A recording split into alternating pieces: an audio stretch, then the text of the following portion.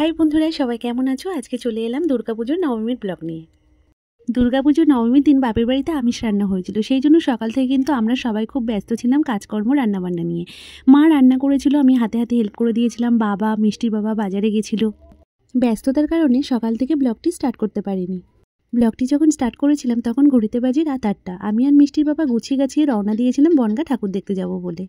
আমাদের বিয়ে হয়েছে 11 বছর হলো। এই 11 বছরের মধ্যে লাস্টের দিকে এসে 3-4 বছর হলো আমি আর মিষ্টির বাবা কালী পুজো আর দুর্গা পুজোতে দুজনে একদিন আলাদা করে বেরোই। মিষ্টিকে নিয়ে যাই না বা কেউই আমাদের সাথে যায় না। তোমরা দেখতেই পাচ্ছ বন্ধুরা যে আমি আর মিষ্টির বাবা কিন্তু ম্যাচিং করে হোয়াইট ড্রেস পরেছি। আর মিষ্টির বাবা যে ড্রেসটি পরেছে এই ড্রেসটি কিন্তু মিষ্টির বাবার জন্মদিনে আমি গিফট করেছিলাম।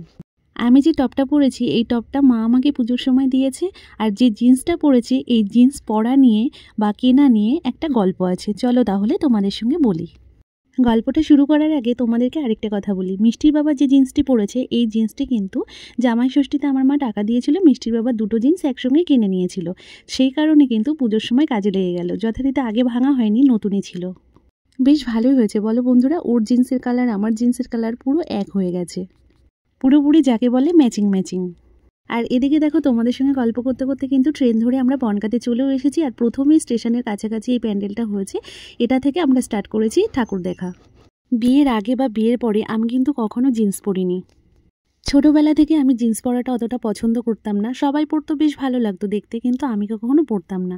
আমার মা কিন্তু খুব পছন্দ করতো, আমাকে পরাতেও চাইতো, কিন্তু আমি কোনোদিন পরতাম না। একদিন পরেছিলাম, তাও আমি বাড়ি এসে খুলে ফেলেছিলাম। মানে খুব বেশি হলে 10-15 মিনিট মতো পরেছিলাম। যাই হোক, আমার অতটা পছন্দ হতো না। বিয়ের পরেও কিন্তু কখনো পরিনি, বা পরার মতন হয়তো কোথাও গেলে হয়তো পরা হতো, কিন্তু সেরকম কোথাও যাওয়াও হয়নি বা পরাও হয়নি। বিয়ের আগে যথারীতি জিন্স পরিনি, বিয়ের পরে যে জিন্স পরবো এটা কখনো আমার মাথাতেও আসেনি। আর তার মধ্যে আমার পাড়াগ্রামে বিয়ে হয়েছে, এখানে তো জিন্স পরাটা চলেই না। আর বাপের বাড়ি গিয়েও পরবো সেটাও কখনো আমি ভাবিনি। যাই হোক, বিয়ের এত বছর পরে 3-4 বছর ধরে আমার খুব ইচ্ছে হচ্ছিল যে দূরে কোথাও একটু ঘুরতে যাব। মিষ্টির বাবাকে অনেকদিন ধরে বলছিলাম যে চলো না ঘুরে আসি।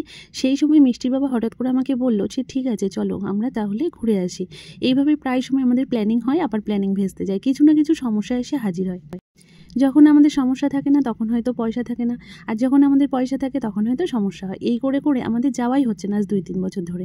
যাই হোক, এর মধ্যেই কিন্তু জিন্সটা কেনা হয়েছিল। মিষ্টির বাবাই আমাকে বিশেষ করে জিন্সটা কিনে দিয়েছিল। ও আমাকে বলেছিল যে দেখো সবাই তো বাইরে ঘুরতে গেলে জিন্স পরে যায়, আর জিন্স টপ পরলে কী হয়, খুবই সুবিধা হয়। শাড়ি পরতে গেলে লেট হয়ে যাবে, আর বাইরে গেলে চুড়িদার ওড়না এসব সামলানোর থেকে মেন জিন্স টপ পরলে খুবই মানে কমফোর্টেবল মনে হয়। এবার এই জিনিসটা কিন্তু ওর মধ্যেই বেশি ছিল, আমার কিন্তু অতটা ইচ্ছে ছিল না। যাই হোক, ও বলার পরে তখন আমারও মনে হলো হ্যাঁ পড়ি, বয়স তো আর থেমে থাকে না, বয়স তো দিন দিন বাড়বে, এরপরে কিন্তু আর পড়াও হবে না বা পড়তেও ইচ্ছে হবে না। এখন থেকে যদি পড়ি তাহলে পরে কিন্তু আর অতটা খারাপ লাগবে না। এই জিন্সটা মিষ্টির বাবা আমাকে কিন্তু কিনে দিয়েছিল যে আমরা ঘুরতে যাব সেই সময় পরবো বলে। আর টপটাও কিন্তু আমি ওই কারণেই কিনেছিলাম যে জিন্সের সঙ্গে পরবো।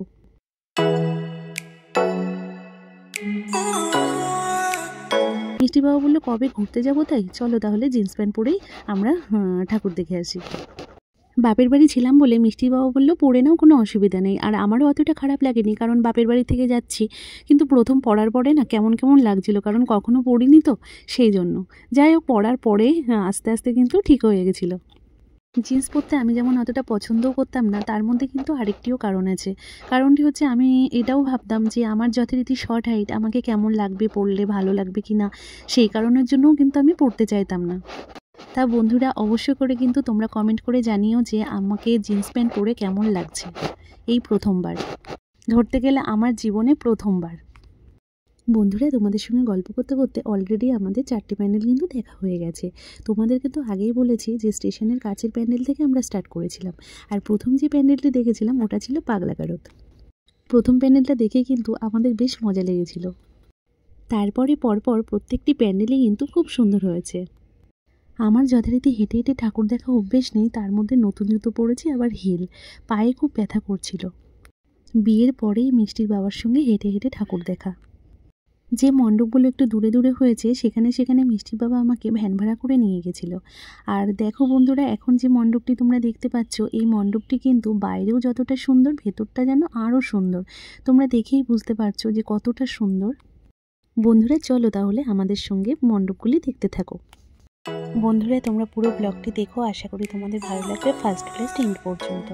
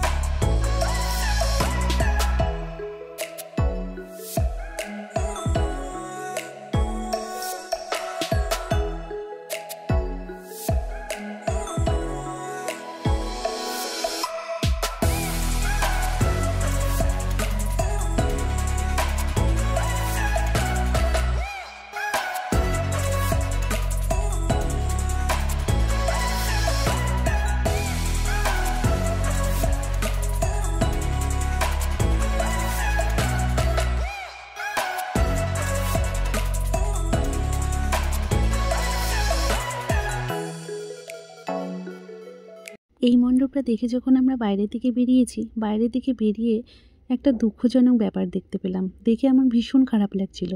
একটা মা শুয়ে আছে তার দুটো বাচ্চাকে নিয়ে। দেখে আমার এত কষ্ট লাগছিল, আর ওরা কিন্তু অঘরে ঘুমাচ্ছিল। আমরা নতুন জামা কাপড় পরে ঘুরে বেড়াই, কত ভালো মন্দ খাই, আর এরা দেখো কত কষ্ট করে জীবনযাপন করে। আমরা এত কিছু পাওয়ার পরেও আমাদের জীবনে কত অভিযোগ, এটা কেন হলো না, ওটা কেন হলো না। এদেরকে দেখার পরে না অভিযোগগুলো আর আসে না, তখন মনে হয় আমরা তো কত ভালো আছি। এই দেখো বন্ধুরা, আমরা আরেকটি মণ্ডপে চলে এসেছি, আর এই মণ্ডপটি একটু দেখো তোমরা ভালো করে, খুব সুন্দর হয়েছে। আমার তো বেশ ভালো লাগছিল, আশা করি তোমাদেরও ভালো লাগবে। আমাদের কিন্তু প্রত্যেকটি মণ্ডপ দেখার পরে বাড়ি ফিরতে ফিরতে ভোর হয়ে গেছিল।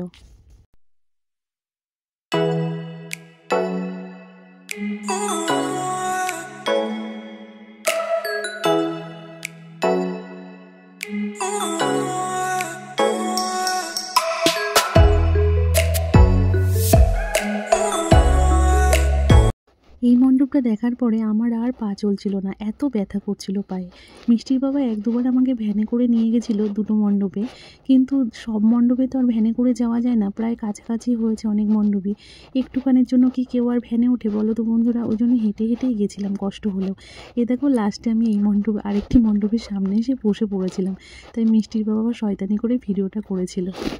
পায়ে ব্যথা বা ফোস্কা পড়ে যাওয়ার জন্য আমি ওখানে বসে পড়েছিলাম। আর তাছাড়া তোমরা দেখেই বুঝতে পেরেছো যে আমি একটু রাগও করেছিলাম। আসলে কি হয়েছিল বলো তো বন্ধুরা? আমি যখন পায়ে ব্যথা করছে বলেছি ওকে, তখন ও আমাকে বলেছিল চলো বাড়ি চলে যাই। আর আমি ওকে বলেছিলাম সেই যখন কষ্ট করে এসেইছি, এতটা কষ্ট করে, আমি আর দুটো তিনটে মণ্ডপ দেখে বাড়ি যাব। সেই কথাটার পরিপ্রেক্ষিতে ও আমাকে এমন একটা কথা বলেছিল, সেই কথাটা শুনেই আমি রাগ করেছিলাম। কষ্ট হলেও টুকটুক করে হেঁটে হেঁটে আমরা কিন্তু আরেকটি মণ্ডপে চলে গেছিলাম। আর মণ্ডপটা তোমরা দেখো বন্ধুরা কত সুন্দর হয়েছে, আমাদের তো বেশ ভালো লেগেছিল। আর কি বলো তো, যতই কষ্ট হোক না কেন, এত সুন্দর সুন্দর মণ্ডপ দেখার পরে কিন্তু মনটা ভরে যাচ্ছিল, কষ্টটা আর কষ্ট মনে হচ্ছিল না। যে মনে হচ্ছিল যে কষ্ট হলেও হেঁটে হেঁটে আমরা সমস্ত মণ্ডপগুলো দেখতে পেরেছি, এত সুন্দর সুন্দর মণ্ডপগুলো, এটাই বেশ ভালো লাগছিল। এই দেখো বন্ধুরা, মিষ্টির বাবা এদিকে মুখ বেজার করে দাঁড়িয়ে আছে। কেন বলো তো বন্ধুরা? প্রথম কথা, অনেকটা রাত হয়ে গেছে, তার মধ্যে ওরও পায়ে ব্যথা করছে, আর খিদেও পেয়েছে, আর আমি এদিকে কিছু খাচ্ছি না। ও অনেকবার আমাকে বলেছে চলো এটা খাই ওটা খাই, আর আমি বলেছি আমি খেলে হাঁটতে পারবো না, মণ্ডপগুলো সব কমপ্লিট হয়ে যাক দেখা, তারপরে কিছু খেয়ে বাড়ি চলে যাব। আমি তাও ওকে অনেকবার বলেছিলাম যে তুমি কিছু খেলে খেয়ে নাও, ফুচকা খাও, রোল খাও, মানে অনেক কিছুই খাওয়ার কথা বলেছিলাম। ও বলছে তুমি খাবে না, আমি একা একা খাবো, সেই জন্য ও খায়নি। আমরা লাস্টে যে মণ্ডপটি দেখেছিলাম তার আগে কিন্তু বৃষ্টি নেমেছিল, ঝিরিঝিরি করে বৃষ্টি পড়ছিল, তোমরা দেখে বুঝতে পারছো কিনা জানি না বন্ধুরা। আর আমরা দুজন কিন্তু ভিজতে ভিজতেই মণ্ডপটাতে গিয়েছিলাম। ভিজতে কিন্তু বেশ ভালো লাগছিল। যথারীতি এবছর দুর্গাপুজোয় ভালোই গরম ছিল, আমরা এতটা হেঁটেছি, ঘেমে গেছিলাম, তো গরম গরম লাগছিল, হালকা হালকা বৃষ্টি পড়ছিল গায়ে, বেশ ভালো লাগছিল। আর বৃষ্টিতে ভিজতে কে না পছন্দ করে বলো তো বন্ধুরা? আর যথারীতি আমাদের প্রত্যেকটি মণ্ডপই দেখা হয়ে গেছে, এটাই আমাদের লাস্ট মণ্ডপ ছিল, ওই জন্য কিন্তু আমরা বেশ ভালোভাবে ভিজেছিলাম। খুব জোরে তো বৃষ্টি হচ্ছিল না, ঝিরিঝিরি বৃষ্টি পড়ছিল। যখন খুব জোরে হচ্ছিল তখন আমরা একটা দোকানে বসেছিলাম। এই দেখো বন্ধুরা, আমরা বনগাঁ থেকে ট্রেন ধরে সোজা চলে এসেছি আমাদের চাঁদপাড়ায়। চাঁদপাড়া থেকে টোটো ধরে নিয়েছি। এবার টুকটুক করে রওনা দিচ্ছি বাড়ির দিকে। আমাদের দুজনের মুখের অবস্থাটা একটু দেখো। এই বাচ্চা ছেলেটা যে বসেছিল না, ও কিন্তু বনগাঁতে ঠাকুর দেখতে গেছিল। চাঁদপাড়াতেও প্রচণ্ড বৃষ্টি হয়েছিল, তোমরা তো দেখেই বুঝতে পারছো বন্ধুরা। আর আমাদের কপালটা এতটাই ভালো, লাস্ট প্যান্ডেলটা দেখার আগেই কিন্তু বৃষ্টি নেমেছিল। তারপরে যখন আবার দেখতে যাচ্ছিলাম, তোমাদেরকে তো বললাম যে ঝিরিঝিরি বৃষ্টি পড়ছিল, তারপরে ট্রেনে ওঠার পরে মুষলধারে নেমেছিল। ওই জন্য আমরা ভালোভাবে প্রত্যেকটি মণ্ডপ দেখতে পেরেছিলাম।